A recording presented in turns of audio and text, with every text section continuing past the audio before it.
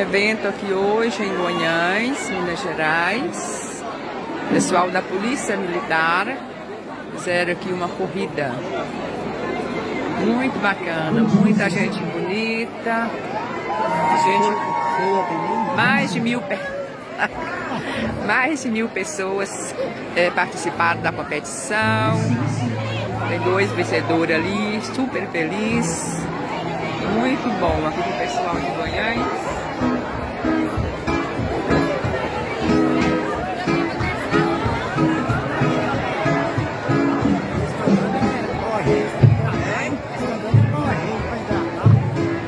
Cadê o primeiro lugar? Tem que fazer o entrevista para o primeiro lugar.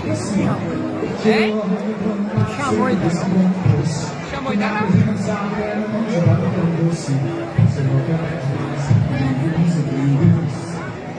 Ainda bem que eu trouxe pra meu coração e toda a paz,